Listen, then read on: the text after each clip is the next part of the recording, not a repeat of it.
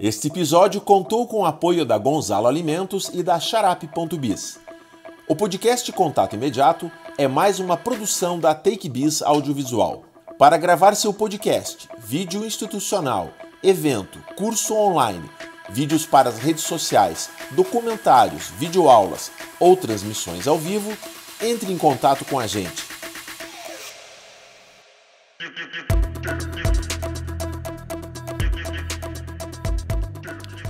Olá a todos, sejam bem-vindos a mais um episódio do Contato Imediato Podcast. Eu sou Glauber Gorski. Estamos falando aqui dos estúdios da TakeBiz, onde gravamos o nosso podcast, entre outros projetos. E nessa temporada, essa nova temporada, a gente vai abrir com um assunto que teria tudo para ser misterioso, teria tudo para ser duvidoso, teria tudo para ser desmistificado. A gente vai falar de um aspecto daquilo que o ser humano tenta entender ou se propõe a entender. A gente não vai falar de religião aqui, a gente não vai falar de política e a gente não vai falar de futebol. Mas a gente vai falar de um assunto que também tem seus fiéis, também tem muitas vezes seus dogmas e tem por muitas e muitas vezes suas, digamos, orientações e posições e partidos e torcidas. A gente vai falar sobre um aspecto da ufologia. E aí, para participar desse nosso episódio, eu convidei aqui o João Marcelo. João Marcelo, que é youtuber, é ufólogo, dá para chamar de ufólogo? Sim, ufólogo. Estudioso? Investigador, né? Investigador. Você é da onde, João Marcelo? A gente tá gravando aqui de Curitiba, mas já vou antecipar que o sotaque dele não é muito leite quente, não, né? Você é da onde? Ô, Glauber, eu queria agradecer pela presença aqui, uma satisfação falar contigo. Eu agradeço o seu tempo, tua disponibilidade em vir aqui, aceitar de pronto o convite. Eu que agradeço. Eu sou natural de São João del Rei, né, Minas Gerais. Passei a maior parte da minha vida lá. Há uns 4 anos atrás eu comecei um relacionamento com uma moça daqui, que na verdade é de Rio Negro, só que mora aqui já há algum tempo, né, a Ariane Ferreira. Eu acabei vindo pra cá, a gente casou. Isso a gente vida pós-pandemia, isso? Isso, a gente se separou, mas a gente se separou amigavelmente, a gente continua amigo, desejo muita sorte, felicidade pra ela. A gente é super amigo, apesar de a gente estar divorciado. Você vê que como a gente é amigo, a gente viajou recentemente para o Peru, para Machu Picchu, após o divórcio, né? Eu acho que a gente poderia usar um episódio inteiro só para falar disso, porque isso é um mistério para muitos casais. Sim. A gente se separou e, na verdade, a gente nunca brigou, né? A gente nunca teve assim um desentendimento sério, enfim. Isso é mérito seu ou mérito dela? O quê? Não ter desentendimento. Eu acho que é mérito de nós dois, né? Que maravilha. E aí eu acabei... Eu já quero ser amigo do João Marcelo, assim, porque ele tem muito a ensinar pra gente. Eu me apaixonei pela cidade, né, por Curitiba, e eu resolvi ficar aqui. Agora, quanto à ufologia, eu, né, como eu disse, eu sou natural de São João del Rei. Eu cresci vendo aquelas reportagens do Fantástico, né, sobre OVNIs, discos voadores, parapsicologia, mistérios, né? E eu sempre me interessei muito por isso. O meu pai meu pai era advogado, ele tinha um amigo dele que também era advogado, e eu cresci numa casa no centro de São João del Rei. Eu morei 25 anos na casa no centro de São João del Rei, onde começaram a acontecer fenômenos parapsicológicos, né? Aí, por conta disso, um amigo do meu pai emprestou para o meu pai, na época, alguns livros de parapsicologia, e um deles era Panorama da Parapsicologia ao Alcance de Todos, do Edwino Friedrich, um padre católico. Eu li o livro, e lá naquele livro tinha um capítulo, um texto sobre OVNIs. Eu já gostava do assunto. Aí eu comecei a gravar programas de TV sobre o assunto, em 1990. Comecei a contatar os ufólogos, né, da época. Comecei a participar de grupos de ufologia. Comecei a ir em eventos, né? Aí, mais recentemente, há uns 10 anos atrás, eu criei o canal. Um canal no YouTube. Isso, canal João Marcelo. E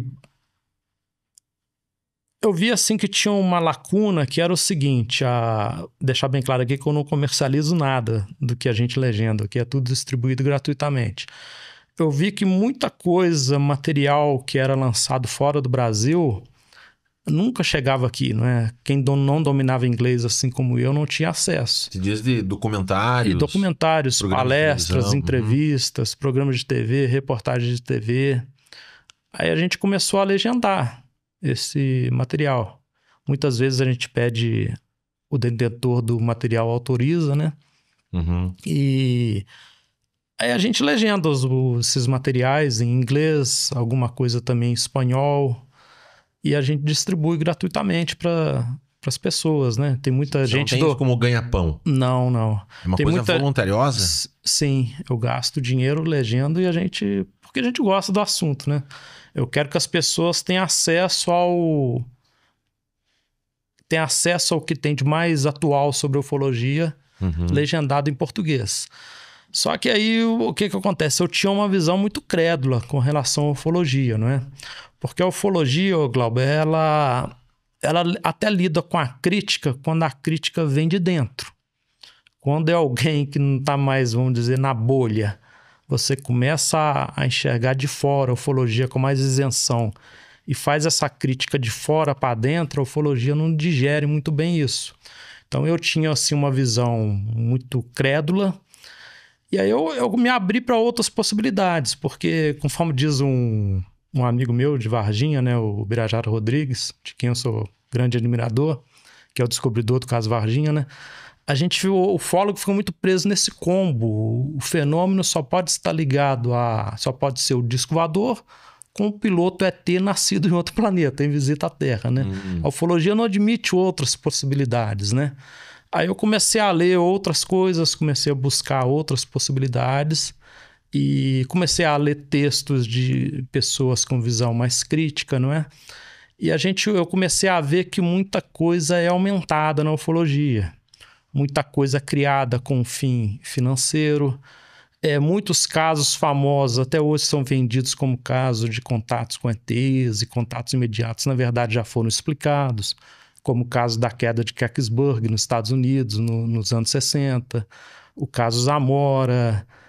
Tem 2 casos famosíssimos, que eu prefiro não citar o nome das pessoas, de suposto contato de 3º grau, né, que acontecidos no interior de Minas. Os casos não têm a ver com contato imediato. Tá, saindo daqui, tenta falar um caso clássico fora, assim, estrangeiro. Travis Walton. O caso do fogo no céu. Sim, o caso Travis Walton, tá para sair até um documentário em que se questiona muita coisa do caso, né? Que poderia ser algo armado do Travis com o outro cidadão que era amigo dele, lenhador também, né? Eu não me recordo o nome dele agora. Mas, por exemplo, tem um caso, por exemplo, da queda de Trinity, né? Que é um caso que ensejou o livro agora recente do Jacques Vallée e da Paula Harris. Esse caso tem sérios problemas, né? Se descobriu que os testemunhos ali em que se baseia o caso, eles foram modificados, o sujeito tinha um testemunho original, depois ele modificou. É um caso bem nebuloso. Como outro caso famoso de queda de OVNI que houve nos Estados Unidos nos anos 50, houve caso que foi inventado, o caso foi criado, não é? Se algo estava caindo, né, nos anos 40 e 50, caindo, e muitas vezes perto de base militar, né, o mais provável é que seja algo que esteja sendo testado, né, uma tecnologia secreta, e está acontecendo quedas por causa disso, né? Mas aí o que acontece? A ufologia ela criou toda uma mitologia, não é? Toda uma narrativa de que o grande problema, Glauber, que eu vejo é que a ufologia, ela parte de premissas erradas, entendeu? Ela parte da premissa de que os ETs existem, os ETs conseguem chegar até aqui e que isso está provado. e você jamais ouse discutir isso, né? É contestar isso, propor outra possibilidade, não é? Isso aí é como se fosse um dogma da ufologia, um dos 10 mandamentos aí da ufologia, né? Os ETs estão aqui, eles nos visitam, isso está provado. Só que a ufologia não tem, infelizmente não tem, eu adoraria que tivesse, né? Não tem uma única prova do jeito que a ciência exige. O que a gente tem na ufologia são alguns poucos indícios, né? Só que indício em ufologia vira evidência, não é? As pessoas colocam as coisas fora de questão, né? Outro dia até vi um debate de um ufólogo, né? Acho que foi anteontem,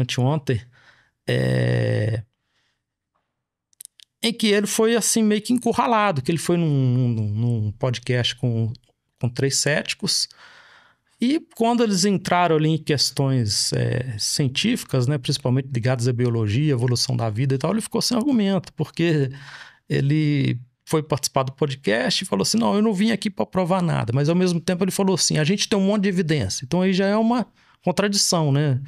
Eu não vim provar nada, mas a ufologia tem um monte de evidência, né? Se você pegar o que... Se você falasse assim, eu acredito, por que você está questionando em algo que eu acredito? Exatamente.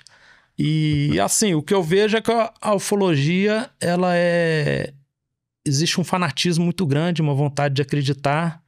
A ufologia, as pessoas buscam pela ufologia suprir as expectativas, né? Ela projeta no fenômeno o que ela deseja, não é? Eu vejo muita similaridade entre a ufologia e a religião. Qual que é a diferença entre a ufologia e a religião? São seres mais evoluídos que vêm aqui, que nos criaram, que nos conduzem, que vão nos salvar, que vão intervir em momento de crise, né? A ufologia acredita em tudo isso. Só que o problema é que a ufologia ela não usa a metodologia correta e ela não tem os filtros adequados, entendeu? E muita coisa foi se agregando, se misturando com a ufologia, né? A ufologia começou no desespero ali por respostas, né? A ufologia já teve época de contato telepático, já teve época de psicografia de ET, já teve época de tudo quanto é coisa heterodoxa que você imaginar, sem comprovação científica, foi sendo colada na ufologia, né? E isso foi perdendo a credibilidade, né, frente ao meio acadêmico, ao meio científico. E a grande verdade é que a ufologia não é ciência, não é? O ufólogo não é cientista. O pessoal fica furioso quem mexe no meio da ufologia, mas a grande verdade é essa. E o que a gente tem é uma coleta de dados. É uma investigação que usa vários campos do conhecimento humano, não é? E eu vejo hoje, eu não tenho dúvida nenhuma de que a ufologia é um fenômeno humano. A gente lida com um fenômeno essencialmente humano. 100%? Não diria 100%, mas quase 100%. O que resta, se você analisa o fenômeno, o Glauber, a maioria das coisas tem explicação. São fraudes, são fenômenos naturais, é o satélite que não é bem compreendido, é o avião, é o Starlink, entendeu? É um fenômeno natural, fenômeno físico pouco conhecido. Sobram pouquíssimos casos, né? E o que acontece é que o aspecto humano ele engloba a maior parte do fenômeno, não é? A matéria-prima da ufologia é o testemunho humano, não é? Isso. E isso daí é muito complicado, né? A gente analisar o testemunho humano, não é? Na minha opinião, a gente lida com um fenômeno humano, de raiz humana, um fenômeno essencialmente humano, não é? Restam poucos casos, tem casos sem explicação? Tem. Esses casos evidenciam alguma coisa? Não, eles apresentam no máximo indícios, né?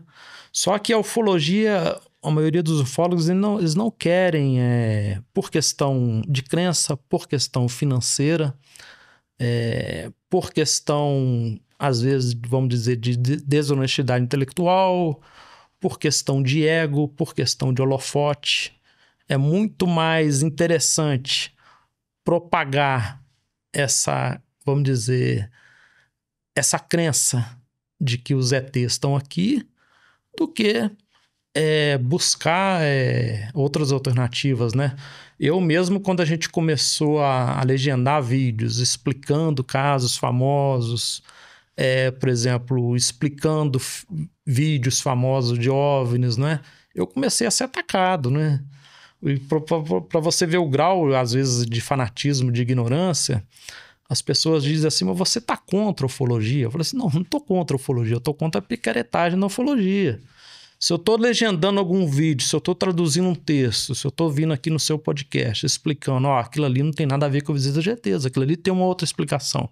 Eu tô evitando que a pessoa seja enganada. Isso é ser contra a ufologia? Isso não é ser contra a ufologia. Sim. Eu estaria contra a ufologia se eu estivesse querendo enganar as pessoas, né? Só que eu costumo dizer o seguinte, a verdade ela é sufocada diariamente na ufologia, não é? Eu me lembro, eu estou mais envolvido na investigação do caso Varginha, conforme a gente estava comentando aqui nos bastidores.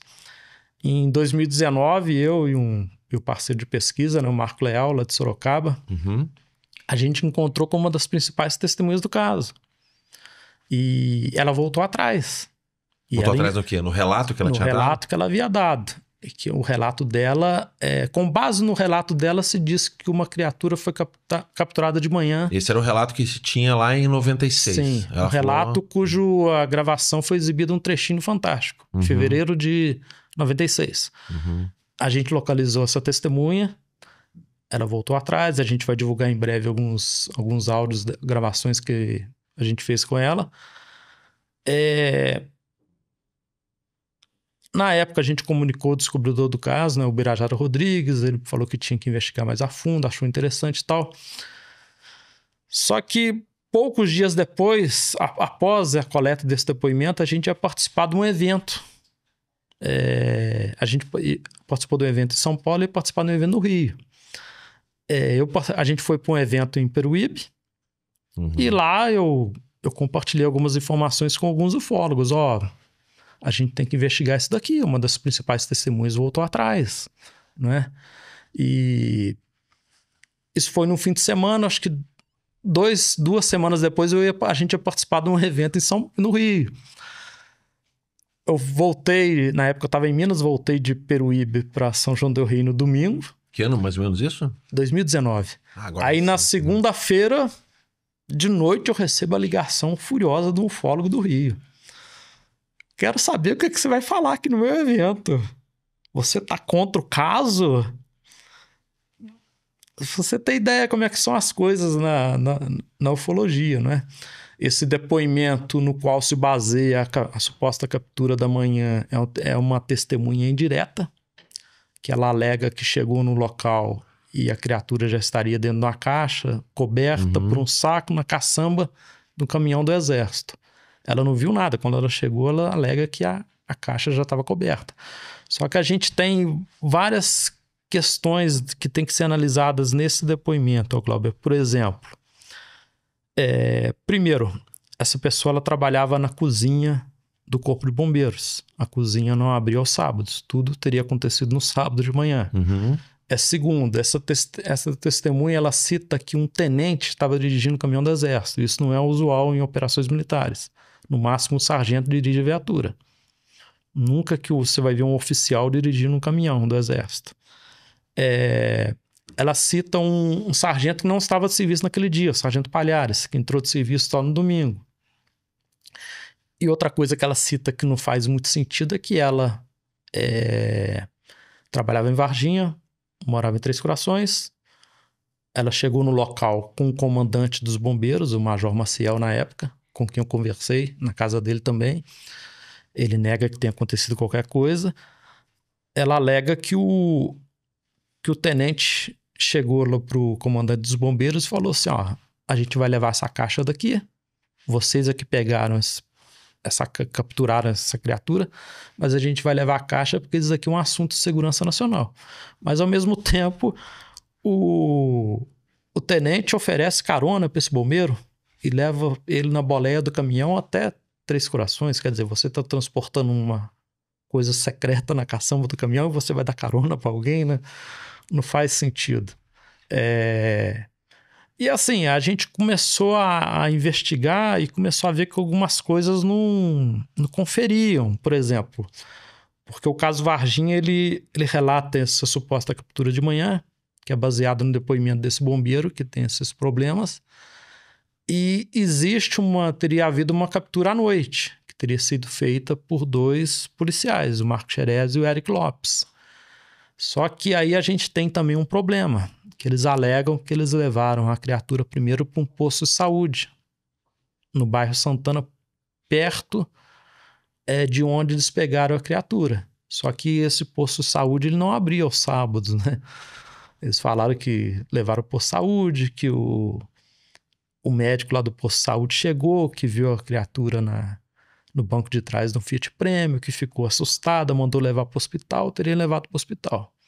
Então, assim como no caso Varginha, é meio que como é que fala? Uma convenção que tem assim na ufologia. Você não pode questionar os casos famosos, né? Não só o caso Varginha, você Sim. não pode, por exemplo, o caso de Kecksburg já foi explicado, que a suposta queda do objeto era o veículo de reentrada da GE, era secreto. Ele tinha um dispositivo atômico, tinha período de radiação, por isso que a área foi isolada. Né? O caso de Zamora foi uma brincadeira de alunos numa universidade, não é?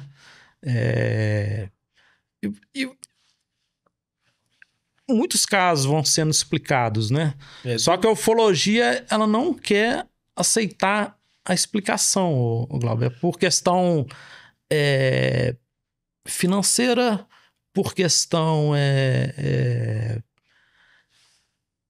de crença mesmo, entendeu? A ufologia, ela quer acreditar que aquilo ali só pode estar ligado à visita de ETs, não é? Eu me lembro que eu fazia parte de um grupo, né, ligado a uma revista na época, e tinha declarações, por exemplo, de ufólogos mais da velha guarda, dizendo o seguinte: não, isso daí está totalmente errado. Jamais você não pode questionar os casos famosos da ufologia, como se fosse assim a vaca sagrada da ufologia, né? Deixa eu fazer uma pausa aqui, uma interferência. A gente vai voltar um pouquinho para Varginha, para consolidar, até para esclarecer, caso quem esteja nos acompanhando não saiba o que aconteceu, né? Em janeiro, né, de 96, na cidade de Varginha, em Minas Gerais. Mas já com esse pensamento, né? O ser humano, ele é...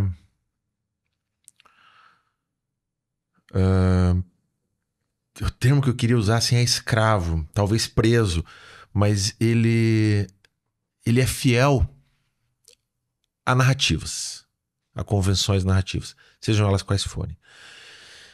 E ele se apega a essas narrativas a ponto de ele não se autorizar, muitas vezes, a rever essas narrativas e a aceitar que ele estava equivocado. Então é mais fácil ele dizer para você, ó, desculpa, mas o que eu acredito é verdade. Você não venha querer você me desmentir aqui. Sim. Do que ele fazer essa própria reflexão. Esse é um desafio do ser humano. Parar e se questionar sempre. Eu acho... É o que a ciência faz. Ela está sempre observando. Ela não postula uma tese, uma hipótese, o que quer que seja, né? Um teorema, o que quer que seja, sem que aquilo seja testado, retestado e possa ser continuamente estudado e analisado. Não tem porquê não ser assim. Nada é definitivo na ciência. Nada é definitivo. Na medicina é assim, né? Sim. A gente observa, outro dia eu conversava com uma psicóloga aqui e a gente falava que os próprios remédios que a gente toma, tem esse remédio aqui que é muito bom para você. Isso não quer dizer que o laboratório não vai inventar um remédio melhor, que seja mais eficiente, em menos tempo e te traga menos problemas, efeitos colaterais. Sem necessariamente se reparar dizendo que o que ele fazia era algo errado. Não estava tão assertivo. Assim, a ciência ela é assim, né? As engenharias são assim. Tudo que se observa, a matemática é assim. As coisas são precisas, elas são dentro da limitação do ser humano. Então, as narrativas, e aí se a gente entrar na ufologia com esse olhar, deixa eu observar o fenômeno, deixa eu ouvir o relato, deixa eu analisar as evidências e me deixe não criar uma narrativa. Porque a partir do momento que eu crio uma narrativa, eu não quero ser desmentido. Mas o porque problema... eu vou querer vender um livro, porque eu vou querer vender minha palestra, porque eu vou querer vender a minha credibilidade. Vender não só no sentido mercadológico, mas no sentido de ser uma autoridade sobre si próprio, né? De ser uma pessoa que eu não erro, ou eu erro muito pouco, ou se eu erro, não é você que vai apontar o meu erro, deixa eu mesmo me apontar. Então, eu acho que realmente é muito complicado. E quando a gente fala de ufologia, poderia estar falando de religião, que é um assunto que também gera sua violência, também gera suas repressões, também geram coisas que fica complicado realmente você passar incólume sem fazer observações críticas. E não é uma observação crítica no sentido de... Agora sim, jogando lá para Varginha, né? Eu acho que o evento, digamos assim, central e midiático da história que deflagrou todo o entorno, que é o fato das meninas que viram aquela criatura no terreno baldio, começo da tarde foi aquilo, né? Sim. Umas 2 horas da tarde, mais ou menos, né? 2h30, mais ou menos. 2h30, né? Então, aquele evento, não é que eu vou estar chamando elas de mentirosas, ou que elas inventaram aquilo, ou que elas acharam que viram. Não, espera aí, vamos acolher. Elas viram algo que as assustou, que elas chamam de criatura, chamavam de demônio, chamavam de alguma coisa, que tinha um cheiro ruim, um aspecto feio, com olhos vermelhos. Ou seja, vamos partir do momento que elas viram algo. Eu não vou dizer que é um mudinho, eu não vou dizer que é um ET, eu não vou dizer que é um intraterreno, eu não vou dizer que é um homem fantasiado, que é uma fantasia. Eu não vou dizer isso. Deixa eu acolher o relato delas. Eu parto desse princípio, para simplesmente continuar observando. Só que a sensação que deu, e aí se eu voltar na minha mente na época, já me gerou um estranhamento, é assim, chamar aquele ser, aquela criatura, né, aquele animal, o que quer que seja, chamar de ET, extraterrestre. Ou seja, já catalogaram, já está envelopado e já está pronto para não ser desmentido mais. Isso é um problema grave. E aí o entorno disso, que é essa movimentação dos bombeiros da captura pela manhã, que vão descobrir a captura noturna, ou seja, tinha mais de uma criatura, talvez 2, 3, talvez 4, e aí outros relatos, e supostamente dias antes, né, ou semanas antes, uma nave foi vista caindo nos arredores de Varginha. Então já faz, o ser humano ele já cria, ele vai fazendo cliquezinhos, igual você montar um Lego. Ele vai conectando as vai coisas. Conectando e inventando uma narrativa, e ai de quem desmentir. Então é como se nunca se desse a chance de realmente parar e observar e tentar, se não entender, pelo menos acolher o que está acontecendo ali. Quando eu perguntei para você se 100% dos eventos são humanos, e você falou, se não 100% muito perto, esse muito perto, ele me permite entender por que é que você não abandonou esse teu serviço voluntarioso de legendar materiais audiovisuais da ufologia. Tem algo ainda nesse campo que te atrai. Você em algum momento chegou a pensar em falar assim, cara, vou cair fora porque é tudo bobagem?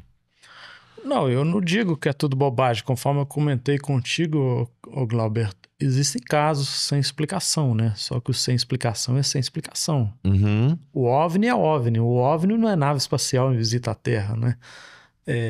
Existem casos sem explicação. Esses casos provam a visita de ETs? Na minha opinião, não. Agora, se a gente partir assim, vamos dizer, por campo da convicção pessoal, o que você acha do fenômeno? O que você acha? Algum desses casos pode estar ligado a algo que a gente desconhece? Vamos dizer que estou especulando aqui. Uma inteligência desconhecida? Eu acho que pode, mas a gente tem como provar isso? Não. Eu acho que quanto mais a gente estuda a ufologia, se você estudar a ufologia de forma imparcial, desapaixonada, você vai vendo que o possível fator externo,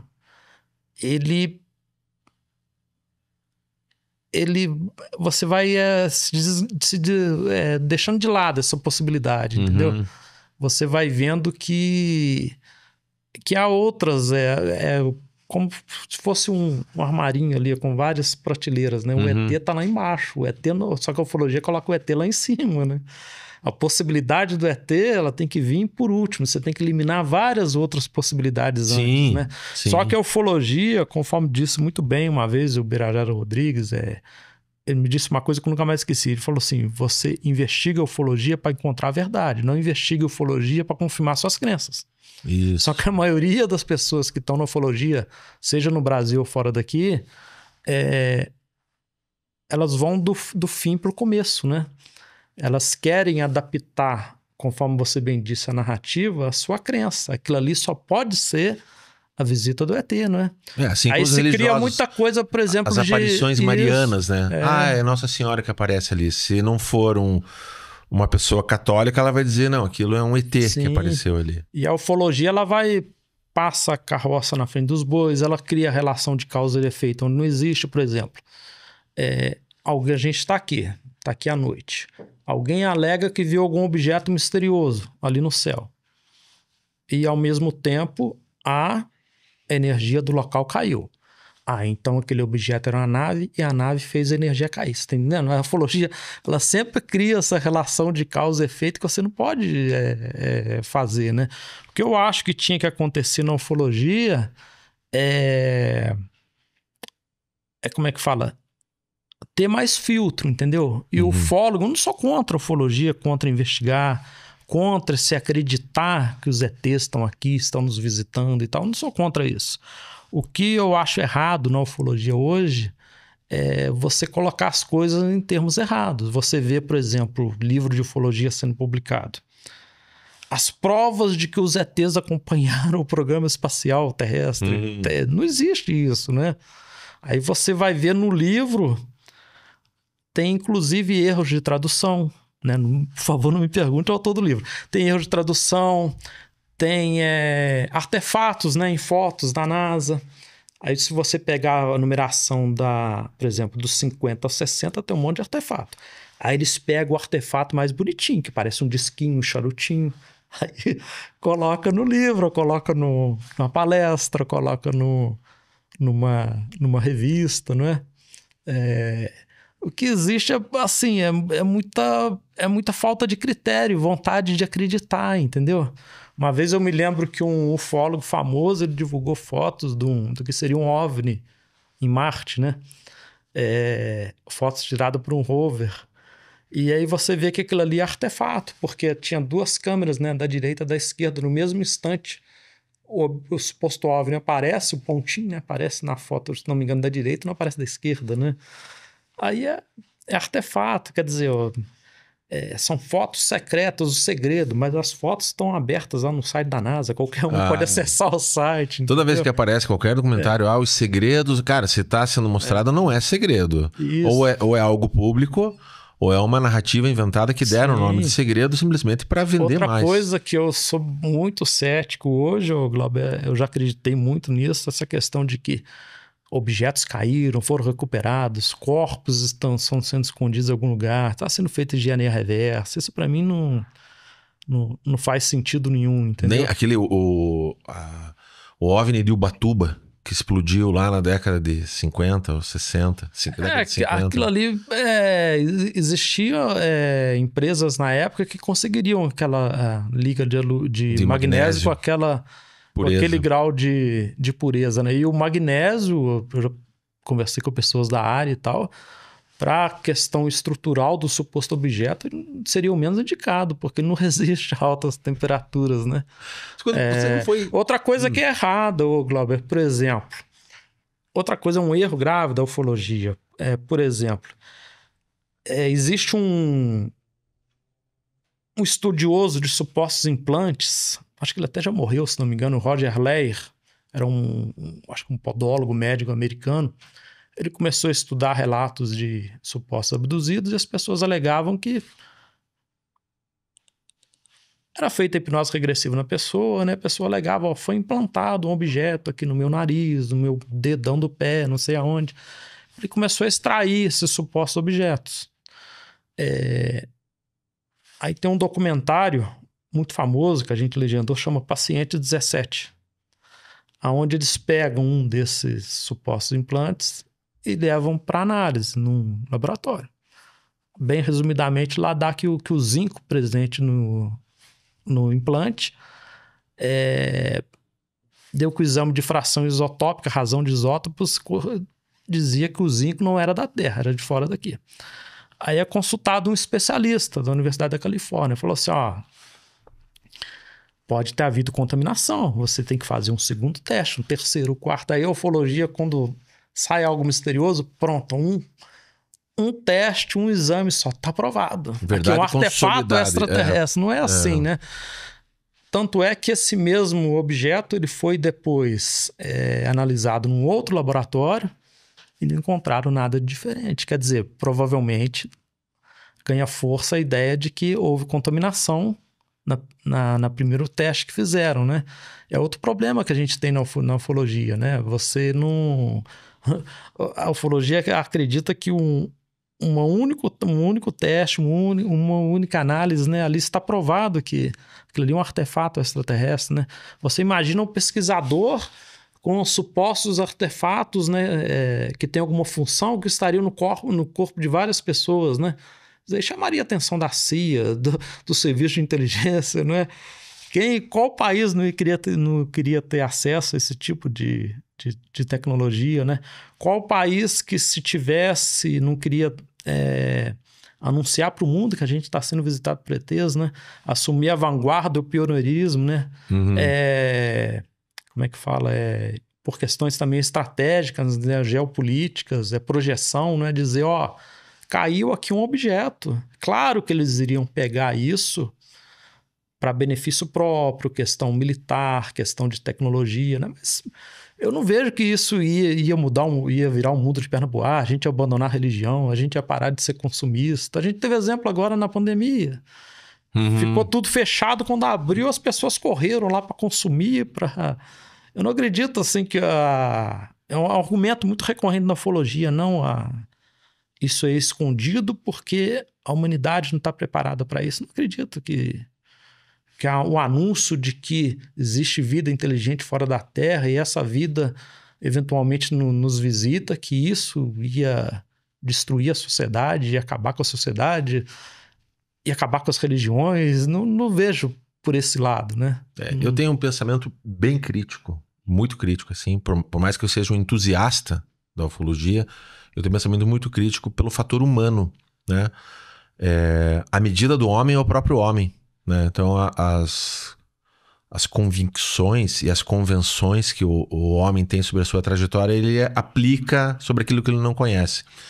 Então eu já ouvi narrativas, não, os alienígenas estão preparando para invadir a Terra, né? Porque o ser humano sempre fez isso, ele vai invadir algum lugar. Sim. Porque é uma tecnologia avançada. Porque aquele que tem uma tecnologia avançada é o invasor, porque o ser humano fez isso no planeta Terra. Ele foi explorando e dominando outros seres humanos e outros lugares através da sua tecnologia. Não, porque eles vêm do futuro. Por quê? Porque à medida que a história humana passa, o homem ele vai desenvolvendo a tecnologia mais aprimorada. Então, se tem algo que ele não entende, é porque aquilo é melhor do que o que ele tem. Logo, né? Vem do futuro. Sim. Então, essas narrativas, elas espelham muito o olhar do homem sobre o próprio homem. Com certeza. E isso já contamina o estudo, já contamina a observação. Mesmo se você pegar relatos, por exemplo, de supostas abduções, eles são um espelho da época, da tecnologia da época. Sim. Se você pegar um relato de abdução dos anos 50, 60, você vê, por exemplo, eu subi numa espécie de cordas com madeiras, degraus de madeira para o objeto. Tem um relato famoso de Minas, mais ou menos assim. Aí depois você vai pegando os anos mais recentes, aí já tem telas touchscreen, já tem botões, a nave já tá... Isso é um espelho da tecnologia da época, não é? Hoje todos parecem designs da Apple. Né? Sim, sim. São bem bonitinhos, né? Os desenhos atuais do que se pensa, né? Das naves. Não tem aqueles steampunk, inclusive é uma coisa que perdeu muita força na ufologia, né? O Glauber.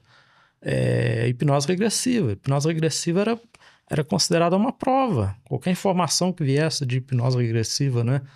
teve um pesquisador que compilou dados de supostos ETs, de abduções, com base em dezenas de hipnoses regressivas, né? E isso perdeu muita força, eu vejo, felizmente, né, na ufologia, porque é uma coisa que você não pode se fiar, né, em informações vindas de hipnose regressiva. Existia um pesquisador muito famoso na época, o Buddy Hopkins, né? Escreveu um livro, Intrusos, entre outros. Só que ele foi perdendo o filtro, ele foi perdendo o critério, né? Ele estava tão, assim, apaixonado pela questão e tal, para, vamos dizer, eu vou aqui desvendar o fenômeno OVNI a partir de informações que eu vou obter por hipnose, né? Aí aconteceu um caso lamentável em que ele conheceu uma senhora. A senhora tinha uma filha com problemas de saúde lá sérios e tal, né? Problemas congênitos e tal. E ele convenceu a senhora de que os problemas de saúde da filha dela eram decorrentes de uma hibridização mal feita que os ETs fizeram na mãe da garota doente, entendeu? Então, assim, esse tipo de coisa acontece na ufologia, né? E se você pegar não me recordo o nome dela agora, a senhora que era casada com o Buddy Hopkins, a gente até legendou alguns vídeos dela, textos dela, né? Em que ela diz justamente isso. Ela falou assim, nossa, ele estava sem critério nenhum, a investigação não tinha critério nenhum. Ele ia acreditando nas coisas, né? Aí um caso famoso que ele divulgou na época foi que o Javier Pérez de Cuellar, né, que na época era secretário-geral da ONU, que ele teve um contato em Nova York, que ele viu um objeto. Só que assim, a história é toda sem pé nem cabeça, né? Ele divulgou um caso na época de uma pessoa que teria saído flutuando do apartamento em Nova York, sido sugada por uma luz até um objeto. Aí você vai investigar e ver que a investigação foi toda errada, foi toda assim, um atropelo, não é? Isso acontece muito na ufologia. Outra coisa que acontece na ufologia é que muitas vezes tem ufólogos famosos, né, que eram mais criteriosos, só que passam a vida toda.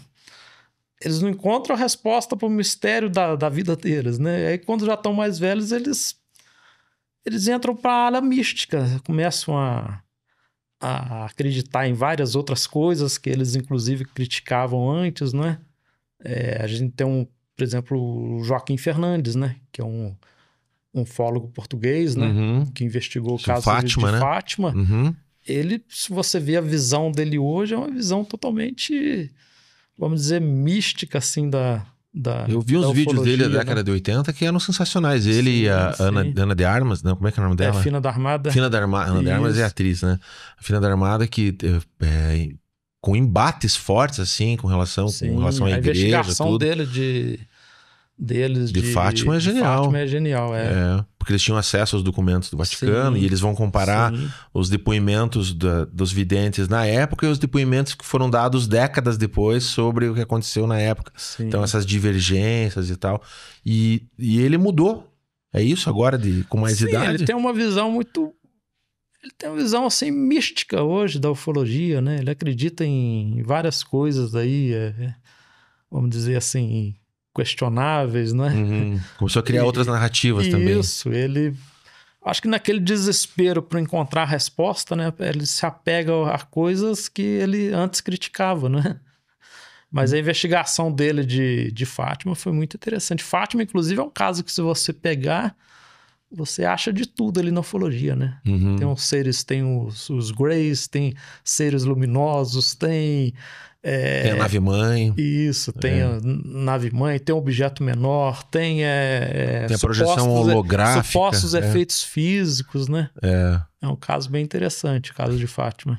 Que a igreja conseguiu separar para ela, né? Limpar e adornar, inclusive, o próprio visual da aparição, né? Da entidade, ela é modificada de acordo com o interesse da própria igreja, não com o relato das crianças na época. Esses né? casos de aparição mariana tem alguns casos curiosos. Eu me lembro um investigador, um caso curioso, um investigador de Minas Gerais, de Passatempo, Antônio Faleiro. O que acontece? Muitos desses casos, investigadores de ufologia costumam acompanhar os supostos as supostas pessoas que dizem ter contato com a santa, não é? Elas dizem o seguinte, vou em tal lugar, ali vai aparecer a Virgem, né? Vai ter uma aparição. E quem está enfiado no meio da ufologia vai até esses locais porque acredita que toda aquela motivação ali tem um cunho ufológico, né? Vai ver um objeto, na verdade, né? Aí, numa dessas ocasiões, no interior de Minas, foi o investigador o Antônio Faleiro. Ele estava lá quietinho, né? Não podia falar em disco voador, né? Porque estava ali no meio da multidão as pessoas esperando ali a santa, né? A Virgem Maria. Aí chega um grupo de Belo Horizonte. Existia um grupo de ufologia de Belo Horizonte que eles alugavam uma Kombi e eles iam com roupa camuflada. Aí o Faleiro contou pra mim e falou assim, João, eu tava lá quietinho, porque se eu falo ali que eu tô atrás de disco voador, eu ia apanhar, né? De repente chega uma Kombi, vão descendo os rambos da Kombi. O pessoal do coletinho, tudo. O pessoal com roupa camuflada. Ele falou assim, vocês fiquem quietos aqui, não abre a boca, senão a gente vai apanhar aqui. Você cala a boca, não vem falar de disco voador aqui, não. Tem uns casos engraçados. E assim, viram alguma coisa lá ou não? Não, acho que não. Tem uns casos engraçados. Uma vez eu lembro que eu estava num evento de ufologia em Passatempo e aí teve o evento, no sábado teve uma vigília, né? Nós fomos pro Alto do Morro. Passatempo é no interior de Minas, perto de BH. E lá tem um ufólogo local, né? O Antônio Faleiro, que inclusive ele começou a investigar e ele escreveu livros associando o folclore à ufologia. Aí a gente estava no Alto do Morro e tinha um casal de Belo Horizonte, que tinha ido para o evento, estava na vigília. Aí, de repente, parece assim uma luz, eu acho que era fenômeno natural, né? Ela pula assim de um morro para o outro. Eu acho que é fenômeno natural, pela magnetita que tem na região, por ionização, né? Uma vez um professor da UFJF me disse, falou assim, se você for em Passatempo, eu já fui lá, ali ocorre ionização, tem um pico de luminosidade, dura tantos segundos. Se essa bolinha de luz ela pular de um morro para o outro e for dessa forma que eu estou te falando, conforme a gente viu nessa vigília, é um fenômeno natural. Só que o pessoal já ia para o alto do morro achando que ele era uma sonda, que estava, né? O pessoal, esse casal, ele ficou desesperado. Eles desceram abandonaram a vigília, deram baixa no hotel de madrugada e foram morrendo de medo, voltaram para Belo Horizonte. Outra coisa que acontece na ufologia muitas vezes é o seguinte, Glauber, como é que fala? A pessoa manda uma foto, um vídeo, e ela quer que você diga que é o disco voador. É que nem uma vez eu sou natural de São João del Rei, lá no alto da cidade, como tem em muitas cidades, tem as torres de celular, de TV, né? E tem o Cristo, né? E tem os holofotes que iluminam o Cristo. Aí ele entrou em contato comigo, falou assim, não, você é analista? Eu falei assim, não, eu conheço quem é analista, eu conheço um pouquinho aí, né? Tem alguma coisa que a gente vê, você sabe que é lens flare, né? Aí ele falou assim, não é lens flare, porque, como é que fala? Ele já quis colocar assim a situação, aquilo ali é uma coisa misteriosa, e era justamente o reflexo do holofote, né? Aí quando a gente fala para a pessoa, não, isso daqui tem uma explicação, né? A pessoa não quer explicação, né? A pessoa fica furiosa. Fica. Eu me lembro uma vez em São João del Rei, uma pessoa de sólida formação, assim, acadêmica e tal, me procurou, mandou um vídeo. Eu procurei uns amigos para a gente analisar e pela hora e tal, a gente chegou à conclusão, sem dúvida alguma, que era Vênus, entendeu? Quando a gente falou para o cidadão que era Vênus, a gente teve muita dificuldade de explicar para a pessoa, né? Convencer a pessoa, isso daqui, o movimento que você está vendo ali não é o movimento do objeto, é o movimento das nuvens, não é?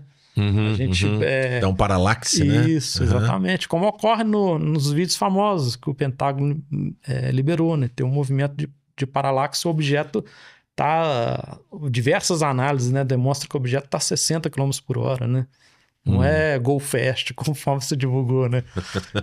Tá indo bem devagarzinho. Foi outra coisa que a gente foi atacado bastante, né? Quando divulgou aqueles vídeos, a gente legendou vários vídeos com as análises do Mick West. Eu entrei em contato com o Mick West, eu falei assim, ó, você autoriza a divulgar suas análises em português? Ele falou assim, ó, qualquer vídeo que você quiser do meu canal, você está autorizado. A gente fez depois até uma live com ele, é um sujeito muito inteligente, muito simples, humilde.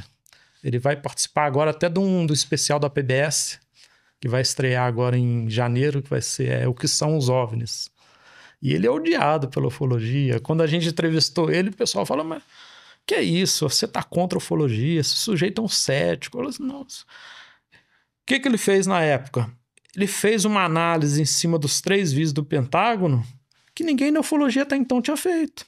Ele pegou simplesmente os dados que estão no vídeo e com trigonometria ele calculou a velocidade do que está ali nos vídeos, né? E ele descobriu ali que ali não tem nada de extraordinário com relação à velocidade, com relação à manobra, né? Provavelmente um é balão, né?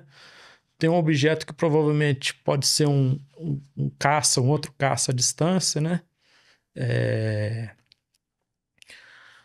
E assim, só que as pessoas querem acreditar, não é? Aí tem aquela questão do apelo à autoridade, né? Ah, porque o sujeito lá que vazou foi o Pentágono, o sujeito que vazou trabalhou no Pentágono. Foi o ministro do Canadá que está falando que os alienígenas estão entre nós. E o Elizondo, né? Uma das pessoas envolvidas na divulgação desse vídeo, que é o Louis Elizondo, ele mesmo já disse que ele não fazia parte da investigação oficial que existia, né? Depois ele fez parte de um outro grupo paralelo que não era oficial, né? Só que a mídia toda dos Estados Unidos e do resto do mundo embarcou na narrativa do New York Times, porque a reportagem original que veio do New York Times com a divulgação dos 3 vídeos de dezembro de 2017 já tinha vários erros. E um dos principais erros é dizer que o Louis Elizondo, que trabalhou no Pentágono, é quem era o diretor do órgão que investigava OVNIs. Ele nunca foi diretor, né? Ele nunca... Só que isso acontece também na ufologia, né? A mídia não investiga corretamente as coisas, não divulga corretamente, entendeu? Eu me lembro que uma vez eu estava em Varginha, acho que o ano passado, se não me engano. Aí tinha uma... Eu não vou dizer o nome, é uma jornalista que teve... Uma das que escreveu esse artigo para o New York Times em 2017. Uhum. Porque na época a gente estava em Varginha, a gente ia entrevistar o patologista envolvido no caso da morte do Marco Xerez, Dr. Janine. E ela estava ligando a todo momento lá pra gente e ela assim já estava predisposta, assim, já estava acreditando que em tudo que era uma bactéria misteriosa, que a bactéria do ET matou o Marco Xerez. Então, assim, eu não sei ali quem que é mais, vamos dizer, crédulo, fantasioso às vezes. Eu não sei se é o ufólogo ou às vezes até o jornalista americano, entendeu? Os americanos acreditam em tudo, né? Os americanos acreditam em ET, acreditam que o Elvis está vivo, acreditam acreditam que tem viajantes do tempo. Os americanos acreditam em tudo. Uma vez eu lembro que o Jevaé falou isso comigo, ele tem razão, ele falou assim, americano acredita em tudo. Americano tem... Tudo quanto é conspiração, eles acreditam, né? Mas foi outro ponto de embate que a gente teve, né? Quando a gente começou a mostrar que aqueles vídeos ali que não havia nada de extraordinário nos vídeos. Tem muita coisa ali que apareceu que foi... Eles estavam usando um novo sistema de radar, de calibragem, que estava captando muitas coisas que antes não captavam, por exemplo, objetos menores, balões, entendeu? Teve muita coisa nesse sentido. E a ufologia, ela sempre foi uma cortina de fumaça perfeita para esconder projetos secretos, Glauber, entendeu? Uhum. Se você pegar mesmo quem trabalhou na Área 51, né, em Nevada, quando se fazia um teste de algum avião secreto ou hoje mesmo se faz de algum drone, qualquer coisa, é incentivado que isso seja associado à visita de ETs, a uma nave visita a Terra, justamente para esconder o segredo, né? Eu sempre desconfiei que o Bob Lazar era um cara que foi pago por eles para contar as histórias que ele vive contando. Né? O Bob Lazar, eu acho que ele criou aquela história junto com o Gene Duff e o John Lear, porque ele trabalhava para uma empresa que prestava serviços para a Área 51. Provavelmente tudo indica que ele esteve lá na Área 51, em Papoose Lake e tal.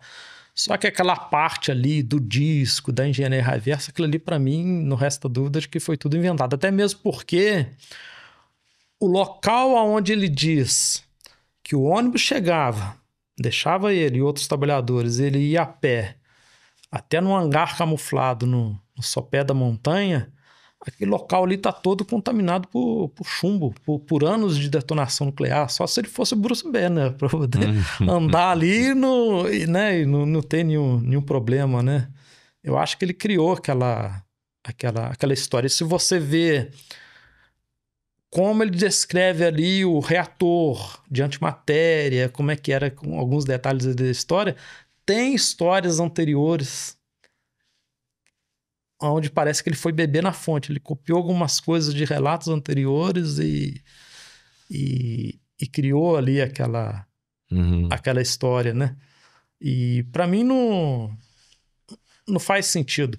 Se os Estados Unidos ou qualquer outra potência, se eles estivessem já envolvidos em engenharia reversa e testando o objeto, como diz o Lazar, que em 88, 89, se eles estavam testando, hoje já teria um objeto desse operacional, né? Se os Estados Unidos tivessem acesso a essas tecnologias que se alega, né? Os Estados Unidos em 24 horas expulsavam a Rússia da Ucrânia, né? Sim. Eles teriam a dominância global, né? Você vê hoje justamente o contrário. Tem tecnologias militares que, por exemplo, Rússia, China, outros países competem com os Estados Unidos, né?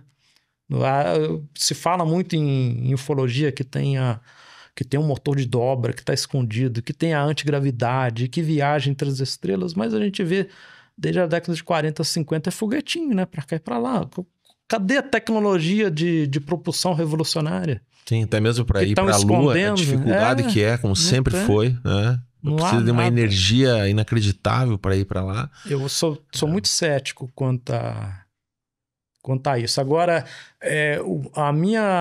meu interesse em colecionar vídeos de ufologia, agora eu vou entrar na parte, assim, vamos dizer, mais crédula, né? Isso, eu tô preocupado, assim, interessado naqueles quase 100%. Aquele quasezinho que eu quero saber de você. O que te pega ainda? Sim, então, eu me lembro que em 85, 86, eu me lembro de ser exibido no Fantástico, com a narração do Sérgio Chapelain, uma filmagem muito interessante de um objeto à luz do dia perto de uma casa. E na filmagem a pessoa liga pro 91, você vê o Cadillac da polícia chegando, o objeto se afastando, uma filmagem fantástica. Só que na época não tinha videocassete, né? Eu comecei a colecionar vídeos de ufologia atrás dessa filmagem. Aí passou 34 anos, né? Quase 5 mil vídeos de ufologia, eu não achei essa filmagem. Ela desapareceu do SEDOC, né? Dos arquivos da Globo.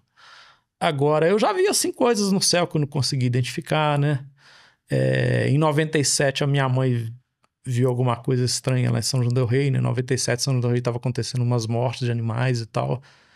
Ela viu na casa onde a gente morava, alega que viu uma criatura estranha, que seria o suposto chupacabra, mas assim, só o relato dela, né?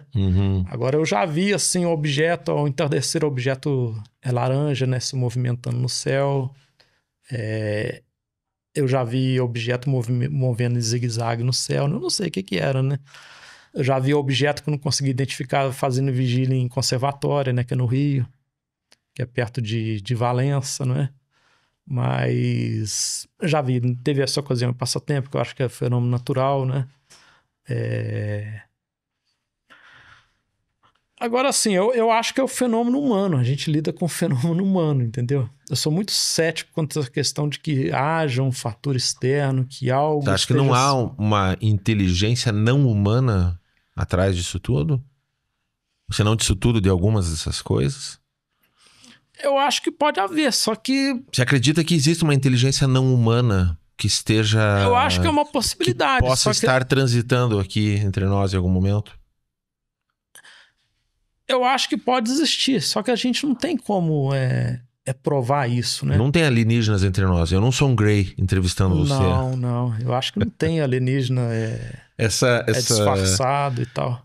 Toda essa cosmogênese, né? Esses nomes que se dão, tem todo, né? Os tipos de naves, os tipos de seres, de onde que eles vêm, quem são, quem não são. É uma civilização. Não é uma civilização, é uma coisa, eu acho incrivelmente assim, uma enciclopédia de conteúdo para mais episódios do Arquivo X, sim. Que é um entretenimento muito legal, sim. né? Mas agora da parte séria mesmo, daquilo que eu já acompanhei ouvindo, né, de relatos, seja em podcasts, em documentários, em filmes, né, daquilo que me pareceu sempre sério, as pessoas que são testemunhas, elas não gostam de falar do que elas viram, Sim. Elas não se sentem à vontade. Eu tenho um relato assim que eu já tive de primeira mão, assim, que a pessoa fala que ela não gosta de falar porque ela tem medo que a chamem de louca, porque ela mesma considera essa possibilidade apesar dela achar que ela realmente vivenciou, não só viu, mas ela vivenciou um evento. Eu já ouvi há pouco tempo, poucas semanas aqui, eu tive a oportunidade de, num trabalho externo que a gente fez aqui com a produtora, a gente foi gravar um evento e nesse evento estava o Amir Klink.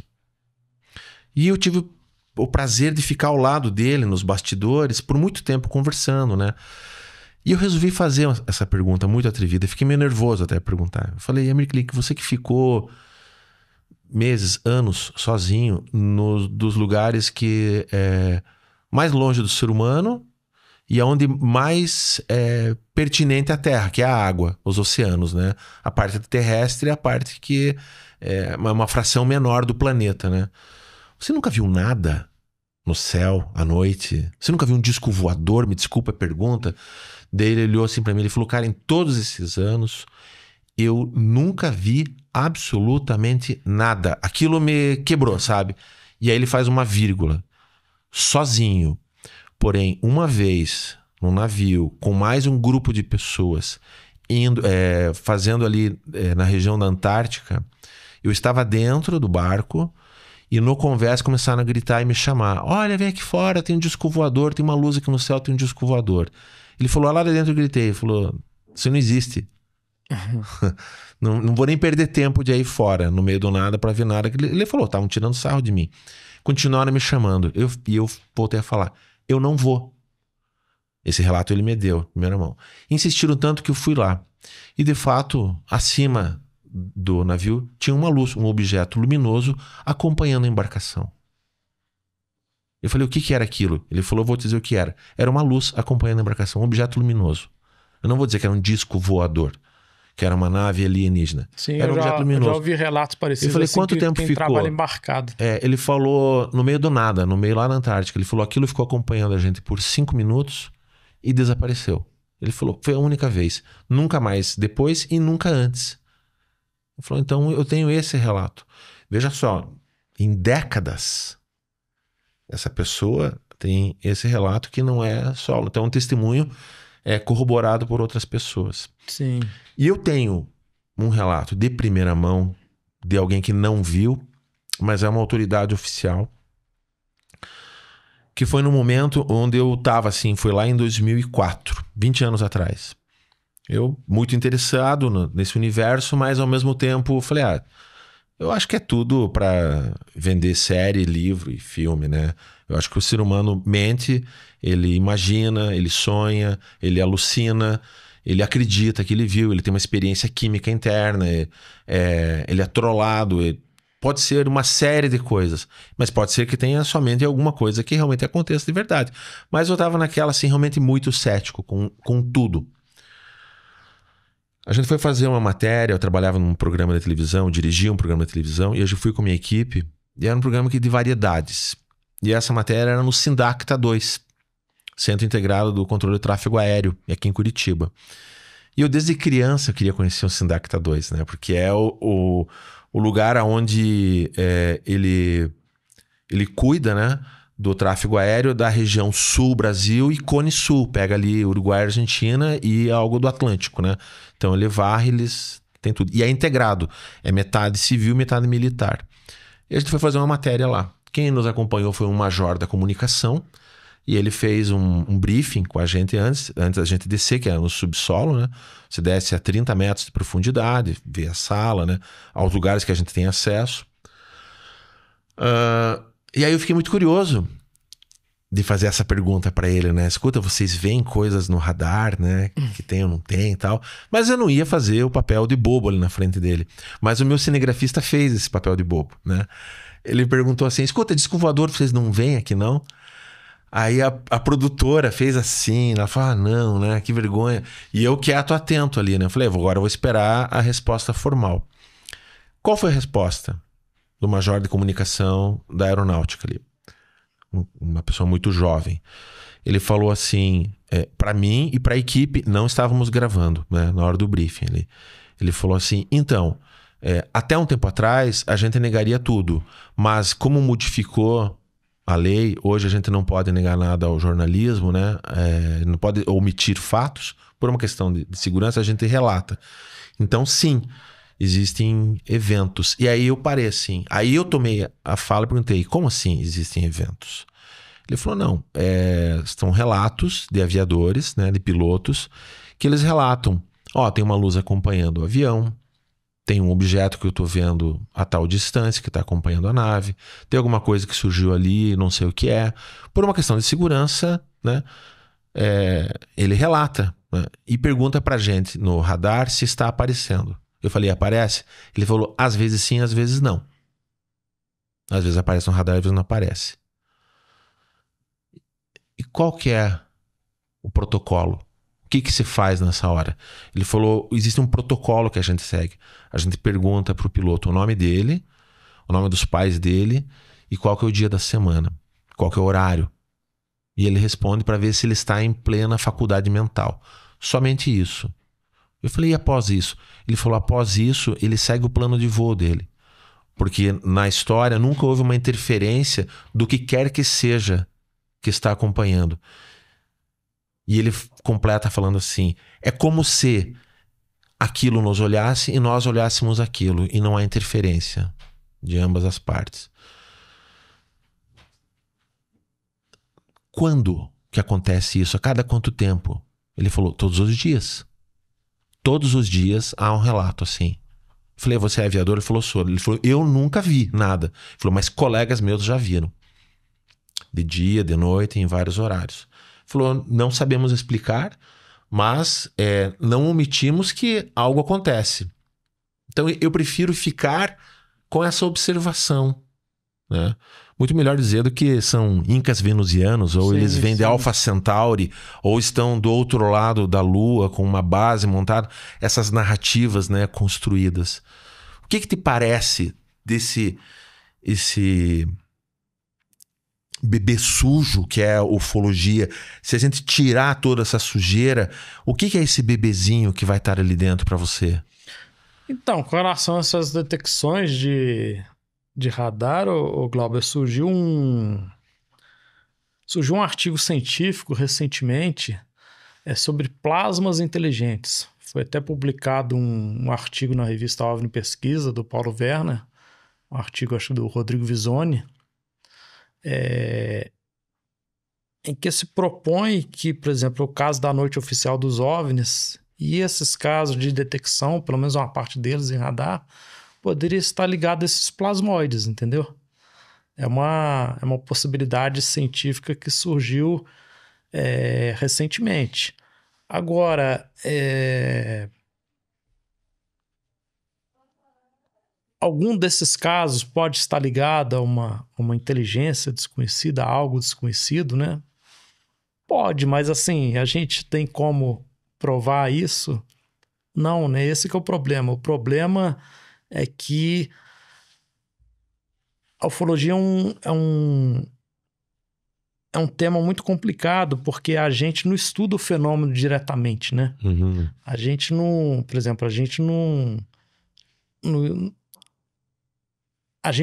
vai lá entrevistar o ET, né? A gente entrevista a pessoa que disse que conversou com o ET. Sim. A gente não... Uma investigação né? indireta, A gente né? investiga a gente investiga a pessoa que alega que fotografou, que filmou, né? A gente entrevista a pessoa que alega que sofreu uma queimadura ou alguma coisa decorrente. É aí que eu tô te dizendo, a gente dá voltas e a gente volta para quê? Para o ser humano. A gente volta para o aspecto humano da coisa, entendeu? Eu quero voltar, só pra gente, não vai fechar o assunto, né? Mas eu quero voltar pra Varginha. O que pra você é o evento Varginha?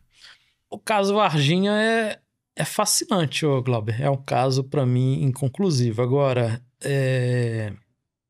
decorrente da nossa investigação, e assim, aí não é opinião, aí é levantamento assim, de informações, coisas que a gente checou, e pelo fato até mesmo das 3 principais testemunhas do caso terem voltado atrás e terem dito que nada aconteceu e 2 delas terem envolvido um investigador da época, eu estou convencido de que as supostas capturas não ocorreram.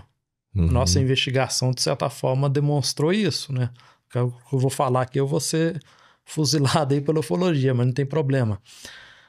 A minha convicção hoje é que essas capturas não aconteceram. Agora, eu divido o caso Varginha em 2 partes. Tem a parte das supostas capturas, o envolvimento do Exército, a ida para a Unicamp, a posterior ida para os Estados Unidos e tal. Essa é uma parte que eu acho que não aconteceu. Agora, tem outra parte do caso que tem relatos interessantes. Tem um relato das meninas, tem um relato de Eurico Oralina, tem relatos de médicos da época que viram objetos estranhos, né? Que viram seres estranhos. Eu acho que o que fica do caso é esses objetos estranhos que foram vistos na época, seres estranhos que foram vistos. Agora, vamos dizer, o filé mignon do caso, que seria essas supostas capturas. A passagem pela ESA, posterior ida para a SpaceX, da SpaceX para a Unicamp. Uma criatura, pelo menos, ter sido autopsiada na Unicamp, uma outra criatura que teria ficado viva durante alguns meses na Unicamp, né? Generais teriam ido lá, Fernando Henrique Cardoso teria sido avisado. Isso eu acho que não aconteceu. Eu acho que o caso Varginha, ele demonstrou para mim, claro que eu não estou sozinho na investigação, né? Eu tenho o Marco Leal, tenho Jordano Mazzucci, Leonardo Vaz, Daniel Carneiro, um monte de gente que ajudou a gente, né? Mas para mim ele demonstrou o seguinte, que os casos famosos da ufologia, eles são vendidos como um tigre, mas você vai investigar, você se convence que é um gatinho. Na fonte é um gatinho, entendeu? É tudo muito aumentado, muito supervalorizado. Eu acho que todo caso grande da ufologia que você for investigar, você vai chegar a essa conclusão.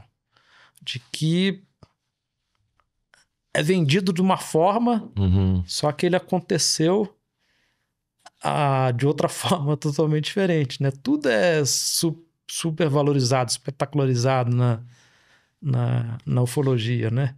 E eu tô convencido de que essas capturas não aconteceram, né? Porque a testemunha dos bombeiros, ela voltou atrás e tem as questões que eu te citei no depoimento dela que não conferem. Tem uma outra testemunha que é a principal, com quem a gente encontrou recentemente em Passatempo, eu e Leonardo Vaz. A gente encontrou com ela já algumas vezes, a última vez agora há pouco tempo, mês passado em Passatempo. A gente bateu um papo com ela. Essa testemunha, ela disse para um militar amigo dela na época, disse o seguinte, eu tava lá na época, me ofereceram uma grana, eu gravei aquele vídeo, você não teria feito mesmo? Essa é a segunda testemunha. Tem uma terceira testemunha, que hoje é agente penitenciário, que também gravou um vídeo dizendo da participação do Exército, que o Exército foi no hospital, que tirou uma caixa com uma criatura morta, que depois foi para a SpaceX e tal. Essa testemunha também disse que nada houve. que ela foi convencida a gravar aquele depoimento em vídeo por um ufólogo da época e pelo amigo dele que já havia gravado o primeiro vídeo, entendeu? Ele implicou o ufólogo na época e implicou a principal testemunha do caso. E uma das coisas que ele disse, me prometeram mundos e fundos. E ele escorraça, né? Ele detona essas duas pessoas, que é o ufólogo da época, que eu prefiro não citar o nome, né?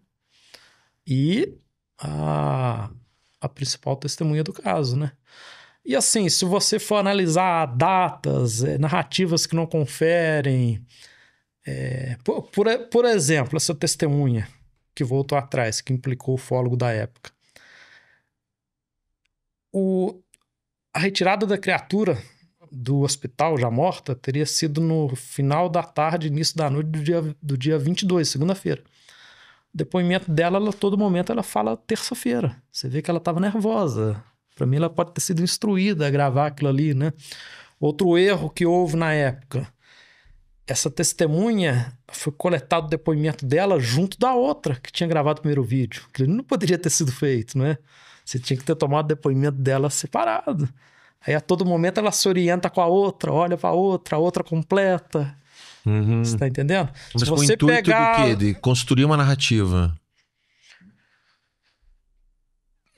É complicado. Eu acho que ela foi convencida a gravar aquele depoimento pelo ufólogo da época e pela outra testemunha em troca de algum benefício, não é? Troca de algum benefício. Eu acho que houve algum benefício financeiro. Provavelmente pode ter havido, né? Aqui eu tô especulando, mas tudo indica que isso possa ter acontecido. No universo da ufologia, especular é o menor dos pecados, né? E a coisa saiu de controle. O que eu acho que aconteceu no caso Varginha, Glauber? Tudo foi sendo associado ao caso. Foram ocorrendo associações indevidas. Por exemplo, o Exército sempre estava em Varginha. A manutenção dos caminhões, tudo. O Exército era manutenções, compra de suprimentos, peças. Varginha sempre foi a base deles, né? Aí, como o caso explodiu na mídia, aí testemunha indireta virou testemunha.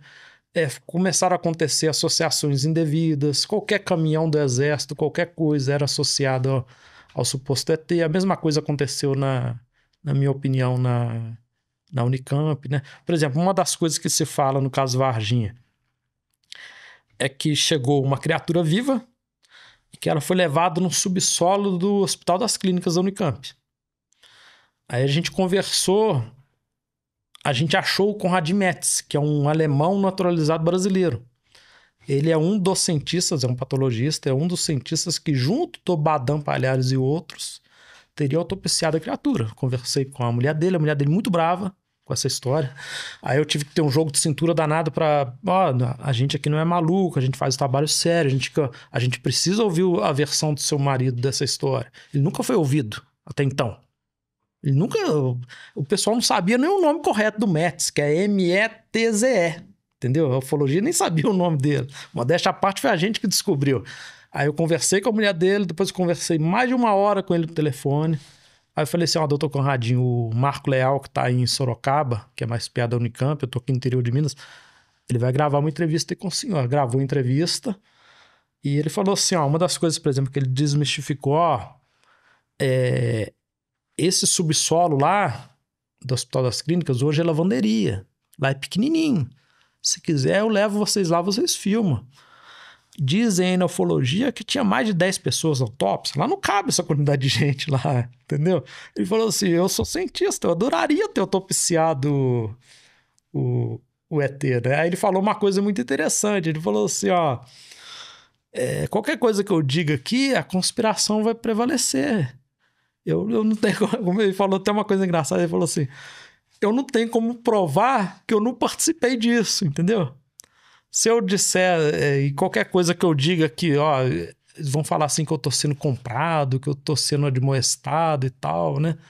E tem a entrevista que a gente tá no meu canal no YouTube, né? Que a gente fez com ele. E aí uma coisa que, por exemplo, a ufologia não deu destaque. Por quê? Você vê, se a ufologia fosse uma coisa mais séria, o cientista que autopsiou o ET de Varginha, ele deu uma entrevista, quase 30 anos depois. Nossa, era para ter dado destaque em tudo quanto é lugar. Como ele disse que nada aconteceu, Sim. não, então deixa de lado. Se ele tivesse dito alguma coisa, insinuado alguma coisa a favor, aí tá. Se você tivesse falado que fez o parto da... Isso, né? que nem uma vez eu fui na entrevista, aí pediram pra gente levar material, né? Eu levei material. Aí era o soldado Demelo, que hoje mora em São Lourenço, se não me engano, que é um dos motoristas que teria feito parte do comboio que retirou a criatura morta no hospital Humanitas. Ele conversou com a gente, gravou uma entrevista, ele falou que nada aconteceu. Aí eu tava lá na entrevista, o rapaz falou assim, ó, você quer ter uma entrevista interessante com o Demelo? Ele falou assim, mas ele disse que aconteceu? Eu falei assim, não, ele disse que nada aconteceu. Não aconteceu, então não coloca no ar, não. Aconteceu, tira daí, entendeu? Então, assim, as pessoas querem acreditar, né? A ufologia como é que fala? A ufologia virou crença, entendeu? A ufologia virou crença e comércio. Que nem, por exemplo, o pessoal ficou revoltado com a divulgação desse áudio. Eu nem devia falar aqui, mas eu vou falar. Por que a revolta? Porque a partir do momento que você divulga aquilo ali está gratuito. E aquilo ali o conteúdo daquilo ali já é amplamente divulgado desde a época. Você não precisa mais ter um intermediador, pagar um intermediador para ter acesso àquelas informações. Entendeu? A fita com aquela entrevista, ela foi distribuída na época para várias pessoas, né, do meio da ufologia. Dezenas de pessoas têm aquelas fitas. Eu conversei com a testemunha, a gente vai divulgar as outras gravações. Ela disse para mim, ó, após a minha morte você está autorizado a divulgar. Eu já tinha informação, infelizmente o sujeito morreu, ele tinha uma doença grave, ele morreu em julho do ano passado. Eu divulguei quase um ano depois em respeito a ele. Eu tinha várias fotos dele, não divulguei uma imagem dele em respeito a ele e a família. Não divulguei o nome dele completo. O áudio tem 50 minutos, eu divulguei somente 9 minutos. E o pessoal fica revoltado. Por quê? Porque tem gente que se acha dono da ufologia, Glauber. Tem gente que acha que comprou os direitos exclusivos da franquia ufologia pro Brasil, entendeu? E aí isso volta a aparecer religião, né? A ufologia não tem dono, entendeu? Qualquer um pode fazer ufologia. Outra coisa que as pessoas não entendem, o pessoal da velha guarda da ufologia, com os novos meios, e aqui um deles, né, seu podcast e tal, as novas tecnologias, ninguém precisa estar preso no cercadinho de ninguém para fazer ufologia. Obedecer a ninguém, senta, levanta, deita, rola, finge de morto. Faça isso, faça aquilo, né? Só que o que tem muito na ufologia do Brasil e fora daqui é gente sem opinião que é comandado por outras pessoas, não é? Eu vou aqui por conveniência, eu vou me alinhar aqui, porque aqui eu vou ter algum tipo de benefício, eu vou ser convidado para tal evento, vou ser convidado para tal programa. Só que assim, eu não, graças a Deus, eu não vivo de ufologia, eu nunca vivi de ufologia, o meu canal não é monetizado, nunca foi. Eu não tô na ufologia para agradar ninguém, entendeu? Eu tô na ufologia atrás da verdade. Eu divulguei o áudio com autorização da pessoa, e até mesmo para que fosse colocado no contexto com as informações novas que surgiram a partir de 2019, entendeu? E outra contradição enorme, as pessoas que me atacaram de forma covarde, que são contra a divulgação do áudio, que querem que o áudio seja sigiloso de forma eterna, são as mesmas pessoas que dizem que lutam pelo desacobertamento. Elas são a favor do desacobertamento, mas elas querem que o áudio seja secreto. Viva o ser humano e suas contradições. Caramba. E um desses ufólogos que me ataca divulgou em evento pago os 2 vídeos, que são os 2 depoimentos em vídeo que eu citei de 2 militares da época. Divulgou em eventos pagos em algumas capitais os vídeos. Dizem que lá em Brasília, quando encontrou com os militares, quando houve encontro de ufólogos com militares, na época que o presidente era Dilma, se não me engano, houve um encontro de ufólogos com militares lá das Forças Armadas lá em Brasília, pedindo para liberar documentos e tal. Dizem que esses 2 vídeos, me chegou essa informação, que esses 2 vídeos foram mostrados para os militares. Então é assim, a divulgação pode ser, mas por determinadas pessoas, do jeito delas, né? Você tem que pagar pedágio, né? Só que eu não tô na ufologia para agradar A ou B, entendeu? Para me submeter a A ou B, entendeu? É por isso que eu saí de determinados locais, porque eu vi que não havia critério com as coisas, estavam divulgando. Eu já participei e ajudei em determinados sites de notícias, ô Glauber, você tem ideia como é que é a ufologia? Em que, por exemplo, eu era responsável pela parte de vídeos, né? Aí, por exemplo, surgia uma notícia sobre ufologia, avistamentos, alguma coisa. E já estava demonstrado que aquilo não procedia. Aí, às vezes, a pessoa queria, não, mas você divulga, porque vai dar like, vai dar view. Eu falei assim, pô, mas peraí. Isso daqui, o que é isso daqui? Você sabe que o negócio não procede, quer que divulgue? Entendeu? Então, assim, tem muita hipocrisia nesse meio da ufologia, muita política.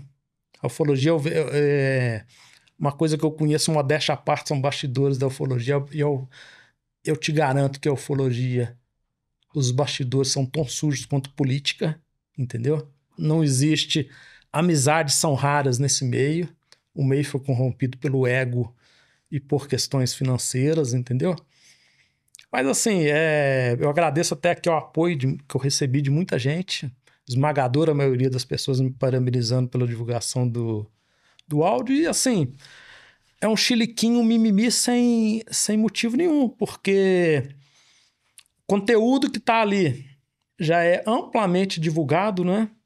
A gente omitiu nomes ali, o áudio original tem 50 minutos, eu divulguei 9 minutos, entendeu? Com autorização da pessoa, né? E assim, levantou o ódio aí da ufologia. Mas se eu for acionado na justiça, eu me defendo, né? Agora, se eu for me defender, aí a gente vai ver quem que tem mais garrafa velha pra vender, porque aí tem pessoas aí que vão ficar numa situação difícil, hein? Porque... Eu não vou entrar nessa celeuma, nessa polêmica, mas de qualquer forma, assim, eu acho que uma das coisas que sempre me atraiu na ufologia é o fato de, se não a questão alienígena, disco voador, é assim, cara, o ser humano continua escondendo coisas do ser humano, não, vamos desacobertar, o desacobertamento, né, o desvelar, né, o revelar, isso sempre foi muito pertinente aos meus interesses. É um interesse qualquer um. Você quer saber a verdade. Quem está do outro lado também quer saber a verdade. O que quer que seja a verdade. Né? É como você receber um laudo de um médico, né? De alguma doença. Você, não quero ouvir isso. Eu quero ouvir uma coisa boa. Não, pera aí. O que você quer a verdade ou não quer? Como é que você quer entender isso? Não, então, qualquer coisa que chega assim ao meu conhecimento de informação, qualquer coisa do caso Varginha, outra coisa, a gente divulga, né? Por exemplo, a gente teve acesso a um backup, a um HD de um médico já falecido de Varginha. A viúva dele nos forneceu uma cópia de um backup, que era do notebook dele. Supostamente, nesse backup, teria um vídeo da criatura de Varginha. Esse médico teria filmado algo estranho no hospital regional. A gente vasculhou o HD, tem mais de 1000 vídeos, não achamos nada. Outro dia, recentemente, um usuário do canal falou assim, não, você está escondendo um macaco queimado, o vídeo do macaco que tem lá no HD. Eu falei, não tem nada, companheiro. Se eu achasse algum vídeo aqui, por exemplo, de um macaco queimado, algum animal estranho, alguma coisa que poderia ter ensejado a confusão com algum ET, né? Teria ter relação com a história de Varginha, eu teria divulgado. Por que eu iria esconder, né? Então, assim, a ufologia tem muito disso, o Glauber. Por exemplo, uma das pessoas que me atacaram, uma das pessoas que me atacaram injustamente, prefiro não dizer o nome, essa pessoa hoje ela vai em eventos, está de mão dada com outro ufólogo, e esse outro ufólogo acusou esse cidadão de ter muito dinheiro no banco e dessa grana eu tenho uma relação com o Cala a Boca, que ele recebeu do caso Varginha. Aí a pessoa me faz um vídeo de repulsa sem motivo nenhum contra mim. Peraí, mas você vai fazer o quê com outro ufólogo? O cidadão disse que você ganhou dinheiro para cobertar o caso. Tá em palestra e tá na internet. Você tá entendendo a que grau chega a hipocrisia na ufologia, entendeu? Que coisa.